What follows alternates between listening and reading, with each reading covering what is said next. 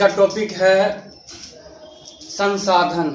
Chapter number 1 कल बताए थे कि भूगोल में कुल मिलाकर 6 चैप्टर पढ़ना है। उसी 6 चैप्टर में से आज पहला चैप्टर स्टार्ट कर रहे हैं। उस चैप्टर का नाम है संसाधन और इसका उपयोग। तो सबसे पहले हम इसमें जानेंगे संसाधन क्या है। संसाधन का नाम पहली बार सुने हैं जो शुरू से एसएसटी नहीं पढ़े हैं। हम लोगों के आसपास जितने भी वस्तुएं हैं, जितना नजर आ रहा, सबके सब संसाधन हैं, किसी न किसी रूप में संसाधन है। अभी क्लास में बैठे हैं, बेंच है, डेस्क है, किताब है, कॉपी है, पंखा है, बल्ब है, ये सारे के सारे संसाधन हैं। इसके साथ साथ जिसके द्वारा हम सांस ले रहे हैं, हवा संसाधन है। पानी पी रहे हैं, पानी संसाधन है। तो जितने भी वस्तुएं हैं सभी सभी संसाधन हैं।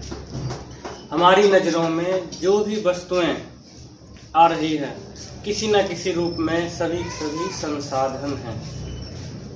तो संसाधन को परिभाषित हम इस प्रकार करेंगे, वे सभी वस्तुएं, जैसे वे सभी वस्तुएं एवं सेवाएं जो मानवीय आवश्यकताओं और इच्छाओं की पूर्ति करता है उसे संसाधन कहते हैं। वे सभी वस्तुएं जो वे सभी वस्तुएं एवं सेवाएं जो मानवीय आवश्यकताओं और इच्छाओं की पूर्ति करता है उसे संसाधन कहते हैं। जैसे जल, हवा, पुस्तक, बेंच, डेस्क, पंखा, ट्यूबलाइट इत्यादि सभी संसाधन कहलाते हैं। अब है संसाधन कितने प्रकार की होती है। संसाधन मुख्य रूप से 2 प्रकार की होती है। संसाधन मुख्य रूप से 2 प्रकार की होती है, प्राकृतिक संसाधन और मानवकृत संसाधन। मुख्य रूप से इसे 2 वर्गों में बांटा गया है, प्राकृतिक संसाधन और मानवकृत संसाधन।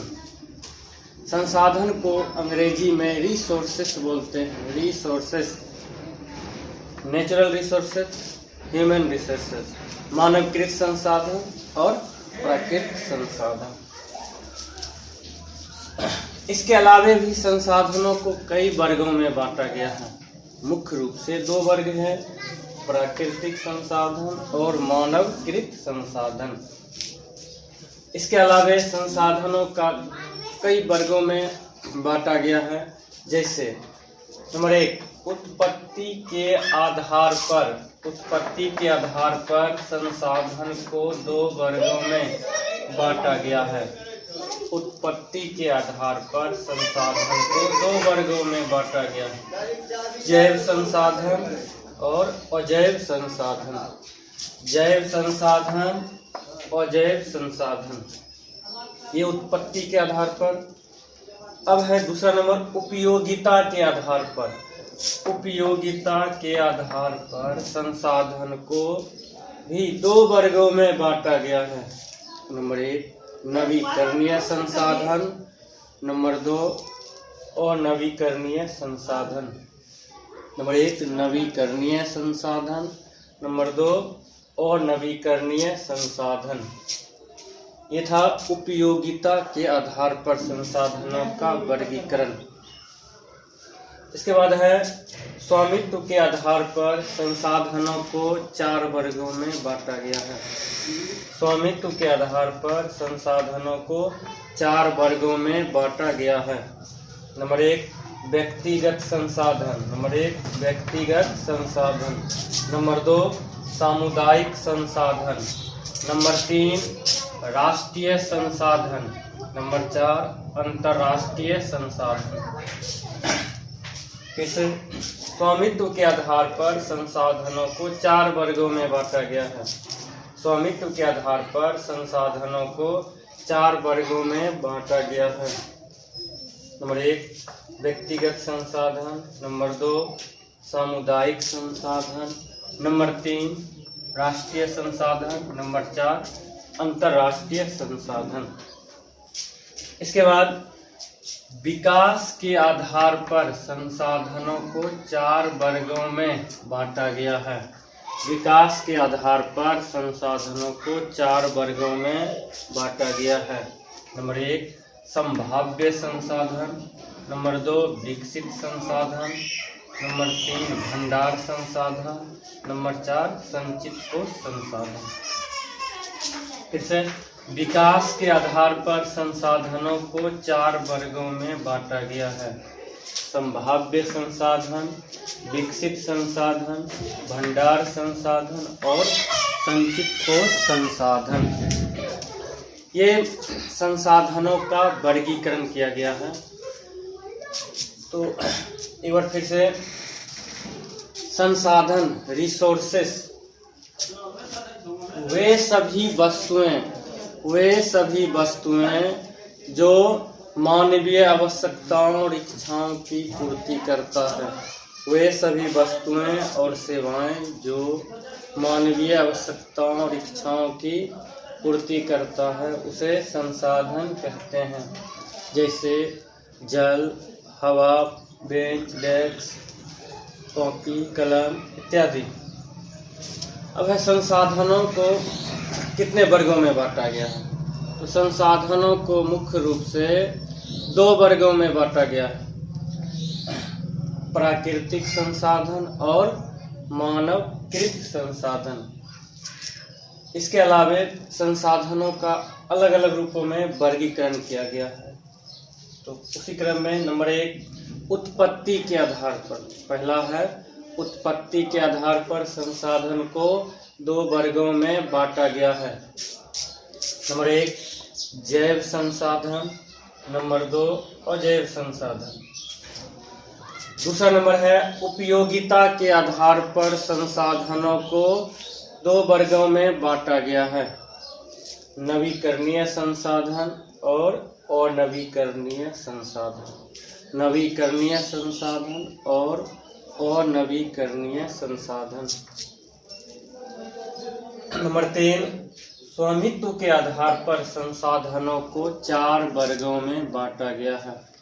स्वामित्व मीन्स मालिकाना हक, अर्थात उसका मालिक कौन है, मालिक के आधार पर उसको बोलते हैं स्वामित्व। स्वामित्व के आधार पर संसाधनों को 4 वर्गों में बांटा गया है।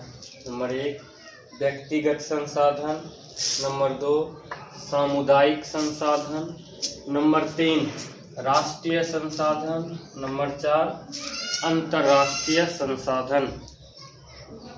अब है विकास के आधार पर संसाधन को कितने वर्गों में बांटा गया है। तो विकास के आधार पर संसाधनों को 4 वर्गों में बांटा गया है।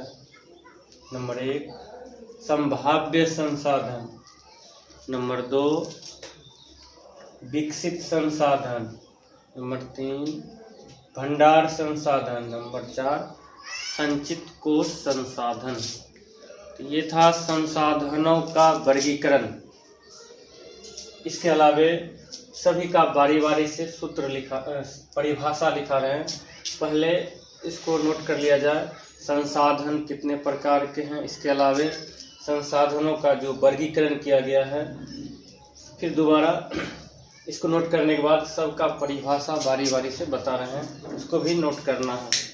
1 मिनट नोट कर लिया जाए।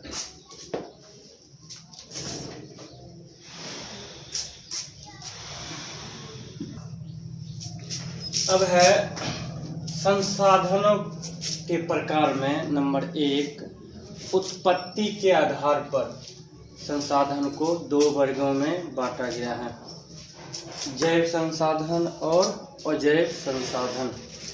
संसाधन का मतलब समझ गए, जो हमें आवश्यकताओं की पूर्ति करेगा या इच्छाओं की पूर्ति करेगा उसे संसाधन कहते हैं। संसाधन किसे कहते हैं? वे सभी वस्तुएं और सेवाएं जो हमारी इच्छाओं और आवश्यकताओं की पूर्ति करता है उसे संसाधन कहते हैं। हमारी इच्छा है मोटरसाइकिल, खरीद लिए, ये हो गया हमारी इच्छाओं को पूर्ति कर रहा, ये मोटरसाइकिल संसाधन हुआ।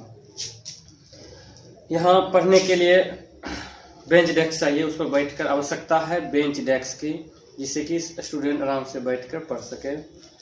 तो बेंच डेस्क क्या हो गया? संसाधन हो गया। तो आवश्यकता था बेंच का, ये आवश्यकताओं की पूर्ति किया। उधर मोटरसाइकिल इच्छा था कि मोटरसाइकिल से आए, इच्छा पूरी हो गया। तो इच्छा और आवश्यकता दोनों को पूर्ति करता है, तब सभी वस्तु को संसाधन कहते हैं। उसी क्रम में संसाधन को वर्गीकृत भी किया गया था। दो मुख्य रूप से दो, उसी का फिर अलग अलग विभाग है। मुख्य रूप से दो, प्राकृतिक और मानवकृत। ऐसा माना जाता है जिस देश में संसाधन अधिक मात्रा में पाए जाते हैं वह विकसित देश कहलाता है। जिस देश में संसाधन अधिक मात्रा में पाया जाता है वह विकसित देश कहलाता है। संसाधन के रूप में मुख्य रूप से प्राकृतिक संसाधन, जहाँ जो देश या राज्य प्राकृतिक संसाधनों से संपन्न है वह ज़्यादा विकसित है। जैसे हमारे राज्य, पड़ोसी राज्य झारखंड प्राकृतिक संसाधनों से भरपूर है तो विकसित है, और बिहार प्राकृतिक संसाधन के मामले में लगभग शून्य है, यहाँ प्राकृतिक संसाधन नहीं के बराबर है, तो हमारा राज्य गरीब है। तो झारखंड अमीर होने का मुख्य कारण प्राकृतिक संसाधनों का अधिक मात्रा में होना, जबकि जनसंख्या हमारे यहाँ अधिक है झारखंड की अपेक्षा। तो ये तो सत्य है कि जिस देश या राज्य में प्राकृतिक संसाधन अधिक होंगे वहाँ अधिक विकास करेगा। लेकिन इसी में अपवाद है। एक देश ऐसा है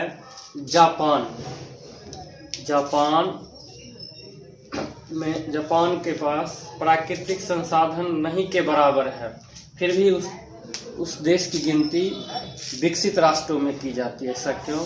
क्योंकि वहाँ के जो भी मानव है तकनीक के आधार पर सभी संसाधनों को बेहतर तरीके से उपयोग किया है, तो वहाँ का मानव संसाधन सबसे ज़्यादा विकसित है।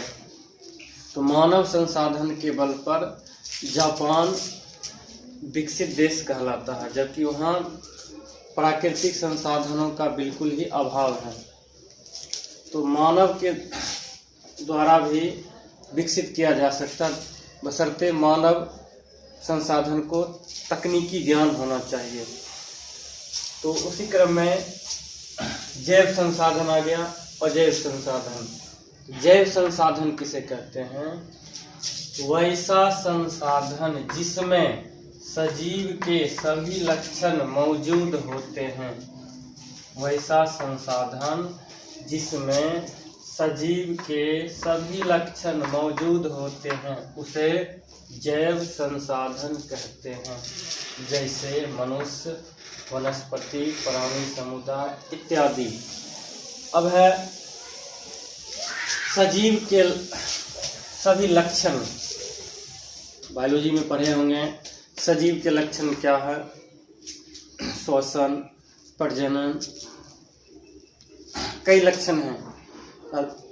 वो सब के सब गुण इसमें मौजूद होना चाहिए। जैसे मनुष्य में सांस लेता है, पानी पीता है, खाना खाता है, चलता फिरता है। प्राणी जानवर हैं, उस सब में भी सभी गुण पाए जाते हैं। वनस्पति, पेड़ पौधे भी जल ग्रहण करता है, सांस लेते हैं, वृद्धि करते हैं, प्रजनन करते हैं। ये सभी लक्षण मौजूद हैं, तो इसलिए इसे क्या कहेंगे? जैव संसाधन।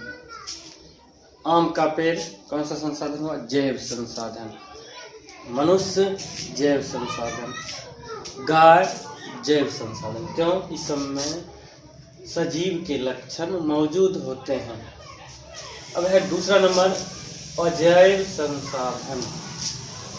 अजैव संसाधन किसे कहते हैं? वैसा संसाधन जिसमें निर्जीव के गुण पाए जाते हैं। वहाँ सजीव के गुण थे जैव में, और अजैव में निर्जीव के गुण पाए जाते हैं, उसे अजैव संसाधन कहते हैं। निर्जीव के गुण में, निर्जीव में क्या होता है? वृद्धि नहीं करता है, श्वसन क्रिया नहीं करता है, भोजन नहीं करता है इत्यादि। तो जैसे चट्टान में निर्जीव के गुण हैं, खनिज में निर्जीव के गुण हैं, ये सभी अजैव संसाधन के अंतर्गत आते हैं। और जैसे क्लास में बेंच डेस्क हैं, अब इसको बोलेंगे जैव संसाधन है या अजैव, तो क्या बोलेंगे? होगा अजैव संसाधन। क्यों? बेंच की लंबाई या 6 फीट है, आज 5 दिन बाद 7-8 फीट नहीं हो जाएगा, और ना कि 2 फीट हो जाएगा, ना लंबाई बढ़ेगी ना घटेगी, इसलिए बेंच या डेस्क क्या हुआ? अजैव संसाधन। अब है उपयोगिता के आधार पर संसाधनों को 2 वर्गों में बांटा गया है। उपयोगिता के आधार पर संसाधन को 2 वर्गों में बांटा गया है। पहला नंबर नवीकरणीय संसाधन और अनवीकरणीय संसाधन। इसको फिजिक्स में भी पढ़े होंगे या पढ़ेंगे। नवीकरणीय संसाधन और अनवीकरणीय। नवीकरणीय संसाधन में असीमित मात्रा होती है। नवीकरणीय संसाधन प्रकृति में असीमित मात्रा होती है। इसे एक बार प्रयोग करने के बाद दोबारा हम प्रयोग कर सकते हैं। जैसे हवा, हम सांस ले लिए, दोबारा सांस लेंगे, कमी नहीं होगी हवा। पानी, एक बार नदी से एक जग पानी ले लिए, दोबारा भी लेंगे, उसमें कोई कमी नहीं हो सकता है। या नदी, वर्षा का जल जमीन पा जाने के बाद फिर पुनः बादल के रूप में बदल जाता है, फिर पानी के रूप में जमीन पर आ जाता है। तो ये रासायनिक या भौतिक प्रक्रिया द्वारा दोबारा रिसाइकिल होते रहती है, पुनः चक्रण होते रहती है। इसको परिभाषा इस तरह से बोलेंगे, वैसा संसाधन जिसे भौतिक और रासायनिक प्रक्रिया द्वारा, वैसा संसाधन जिसे भौतिक और रासायनिक प्रक्रिया द्वारा पुनः प्राप्त किए जा सकते हैं, पुनः प्राप्त किए जा सकते हैं, उसे नवीकरणीय संसाधन कहते हैं। जैसे सौर ऊर्जा, पवन ऊर्जा, जल विद्युत इत्यादि। सौर ऊर्जा है, जैसे सूर्य की प्रकाश है, आज धूप कितना तेज है, कितना भी कपड़ा सुखा लेंगे, कल पुनः धूप उतने ही तेज निकलेगी और उसमें कोई कमी नहीं होगी। पवन ऊर्जा है, हवा द्वारा हम लोग ऊर्जा प्राप्त करते हैं। आज मान लीजिए 10 किलोवाट मेगावाट बिजली उत्पादन किए, तो कल भी उतना बिजली उत्पादन हो सकता है, हवा में कोई कमी नहीं होगा, पुनः कल उतने ही हवा उपलब्ध हो जाएगी। तो इसे क्या कहेंगे? नवीकरणीय संसाधन। अर्थात जो प्रकृति में असीमित मात्रा में, इसको ऐसे ही बोल सकते हैं, वैसा संसाधन जो प्रकृति में असीमित मात्रा में उपलब्ध है, उसे नवीकरणीय संसाधन कहते हैं। वैसा संसाधन जो प्रकृति में असीमित मात्रा में उपलब्ध है, उसे नवीकरणीय संसाधन कहते हैं।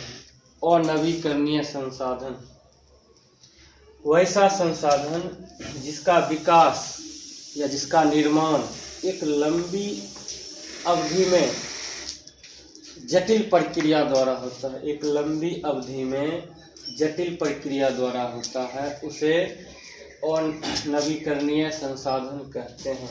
अथवा वैसा संसाधन जिसे एक बार प्रयोग करने के बाद दोबारा प्रयोग नहीं किया जा सकता है, उसे अनवीकरणीय संसाधन कहते हैं। जैसे कोयला, पेट्रोलियम। कोयला को एक बार उपयोग करने के बाद हम दोबारा उपयोग नहीं कर सकते, क्योंकि ये समाप्त होने वाले हैं। एक बार उपयोग करेंगे फिर कल अपने आप वहाँ उपलब्ध नहीं हो सकता है। जबकि हवा, आज सांस लिए, कल फिर दोबारा उतना ही सांस लेंगे तो हवा में कोई कमी नहीं होगा। जबकि पेट्रोल 1 लीटर लिए और गाड़ी चला लिए, 20 किलोमीटर पेट्रोल समाप्त होगा, दोबारा पेट्रोल भरवाना पड़ेगा गाड़ी में, क्योंकि ये अनवीकरणीय है, इसलिए कोयला, पेट्रोलियम ये सभी अनवीकरणीय संसाधन के उदाहरण हैं। तो इसे नोट कर लिया जाए।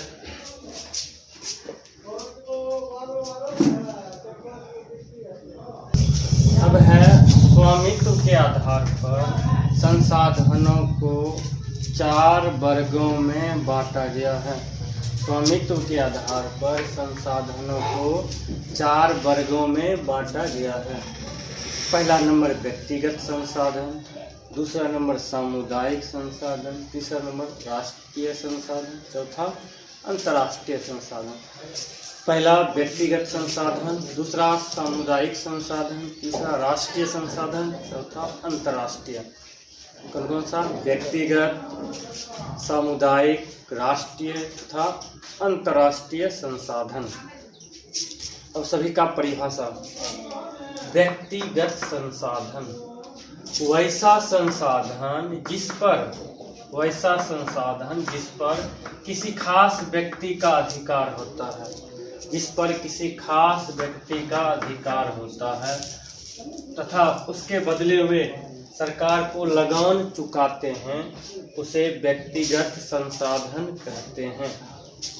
वैसा संसाधन जिस पर किसी खास व्यक्ति का अधिकार होता है तथा उसके बदले हुए सरकार को लगान चुकाते हैं, उसे व्यक्तिगत संसाधन कहते हैं।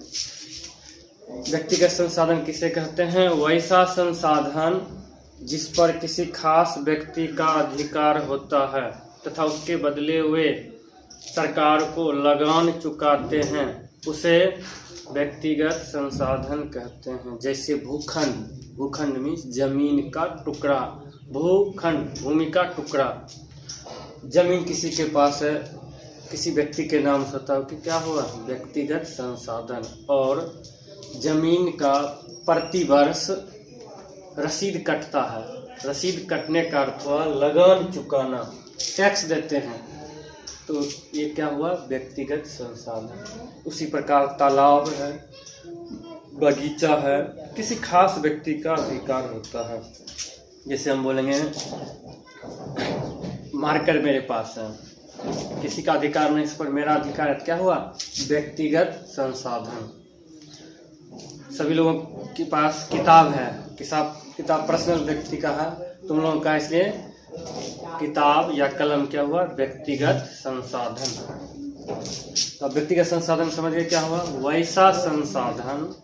वैसा संसाधन जिस पर किसी खास व्यक्ति का अधिकार होता है तथा इसके बदले हुए सरकार को लगान चुकाते हैं। लगान मीन्स टैक्स चुकाते हैं या कर चुकाते हैं, उसे व्यक्तिगत संसाधन कहते हैं। अब है सामुदायिक संसाधन। सामुदायिक क्या होता है? अधिक लोग, समुदाय, किसी खास समुदाय से हिंदू समुदाय, मुस्लिम समुदाय, सिख समुदाय इत्यादि। तो वैसा संसाधन जिस पर किसी खास समुदाय का अधिकार होता है, वैसा संसाधन जिस पर किसी खास समुदाय का अधिकार होता है, उसे सामुदायिक संसाधन कहते हैं। जैसे मंदिर, मस्जिद, गुरुद्वारा। मंदिर में खास समुदाय क्या है? हिंदुओं के लिए है। मुसलमान लोग मंदिर नहीं जा सकते हैं और नहीं जाते भी हैं, तो मंदिर किसी खास समुदाय का हुआ, अर्थात हिंदू समुदाय का है, तो केवल हिंदू इसमें जाते हैं, इसलिए मंदिर सामुदायिक संसाधन हुआ। जबकि मंदिर पर्सनल नहीं है, किसी एक व्यक्ति नहीं जा सकता, उसमें समाज के सभी वर्ग के लोग जा सकते हैं। मस्जिद मुस्लिमों का, मुस्लिम समुदाय का ये संसाधन हुआ। क्यों? मस्जिद में सभी मुसलमान जा सकते हैं, जबकि हिंदू नहीं के बराबर जाते हैं, इसलिए पूरा समुदाय इसमें जाते हैं। मस्जिद सामुदायिक संसाधन। गुरुद्वारा, गिरजाघर इत्यादि ये सभी सामुदायिक संसाधन के अंतर्गत आते हैं। अब हो गया व्यक्तिगत और सामुदायिक। व्यक्तिगत में किसी खास व्यक्ति का अधिकार होगा, जबकि सामुदायिक में किसी विशेष समुदाय का अधिकार होता है। अब है राष्ट्रीय संसाधन। वैसा संसाधन जिस पर देश के सरकार का अधिकार होता है। वैसा संसाधन जिस पर देश के सरकार का अधिकार होता है उसे राष्ट्रीय संसाधन कहते हैं। जैसे रेलवे, सड़क इत्यादि। रेलवे में कोई खास समुदाय नहीं, सभी समुदाय के लोग सफ़र कर सकते हैं, सभी जाति के लोग जा सकते हैं। तो कोई समुदाय नहीं हुआ, ना किसी व्यक्ति का है, ये सरकार के अधीन है, इसलिए रेलवे राष्ट्रीय संसाधन। सड़क पर सभी समुदाय के लोग जा सकते हैं, सभी जाति के लोग जा सकते हैं। सड़क किसी खास व्यक्ति का नहीं होता है, इसलिए राष्ट्रीय संसाधन के अंतर्गत आते हैं। अब है अंतर्राष्ट्रीय संसाधन। राष्ट्रीय फिर अंतर्राष्ट्रीय। तो अंतर्राष्ट्रीय संसाधन का परिभाषा हुआ वैसा संसाधन जिस पर अंतर्राष्ट्रीय संस्था का नियंत्रण होता है। वैसा संसाधन जिस पर अंतर्राष्ट्रीय संस्था का नियंत्रण होता है तथा समुद्र तट से 200 किलोमीटर दूर समुद्री क्षेत्र को अंतर्राष्ट्रीय संसाधन कहते हैं। अंतर्राष्ट्रीय संस्था कौन हुआ? यूनिसेफ हो गया, G8 हो गया, सार्क हो गया, ये सब अंतर्राष्ट्रीय संस्था है। WTO हो गया, ये सभी अंतर्राष्ट्रीय संस्था है। वैसा संसाधन जिस पर अंतर्राष्ट्रीय संस्था का नियंत्रण होता है तथा समुद्र तट से 200 किलोमीटर के बाद का क्षेत्र, 200 किलोमीटर तक आते हैं राष्ट्रीय के अंतर्गत, जबकि 200 किलोमीटर के बाद का जो भी क्षेत्र है वह अंतर्राष्ट्रीय संसाधन के अंतर्गत आते हैं। जैसे में समुद्री भाग, ये संसाधनों का वर्गीकरण हो गया स्वामित्व के आधार पर। फिर से सुन लिया जाए, संसाधन को मुख्य रूप से स्वामित्व के आधार पर संसाधनों को 4 वर्गों में बांटा गया है। नंबर 1 व्यक्तिगत संसाधन, नंबर 2 सामुदायिक संसाधन, नंबर 3 राष्ट्रीय संसाधन, नंबर 4 अंतर्राष्ट्रीय संसाधन। व्यक्तिगत संसाधन वैसा संसाधन जिस पर किसी खास व्यक्ति का अधिकार होता है तथा इसके बदले वे लगान चुकाते हैं, उसे व्यक्तिगत संसाधन कहते हैं। सामुदायिक संसाधन वैसा संसाधन जिस पर किसी खास समुदाय का अधिकार होता है उसे सामुदायिक संसाधन कहते हैं। राष्ट्रीय संसाधन वैसा संसाधन जिस पर देश के सरकार का वैधानिक अधिकार होता है उसे राष्ट्रीय संसाधन कहते हैं। अंतर्राष्ट्रीय संसाधन वैसा संसाधन जिस पर अंतर्राष्ट्रीय संस्था नियंत्रण रखती है अथवा समुद्र तट रेखा से 200 किलोमीटर दूर के क्षेत्र को अंतर्राष्ट्रीय संसाधन कहते हैं। ये स्वामित्व के आधार पर 4 प्रकार के संसाधन हुए। आज कुल मिलाकर 8 संसाधनों के परिभाषा बताए। इस 8 संसाधनों का परिभाषा याद करके फिर अगले क्लास में अगले टॉपिक को बताएंगे। तब तक इसको याद कर लेना है और अगले क्लास में अगला संसाधन के बारे में डिटेल और बताएंगे। फिर उसके अगले क्लास में क्वेश्चन आंसर चलेंगे। और अंत में यही कहना चाहते हैं, जो भी विद्यार्थी अभी तक नहीं जुड़े हैं तो हमारे चैनल से जुड़ जाना है और इस चैनल को सब्सक्राइब कर देना है और शेयर भी जरूर करना है।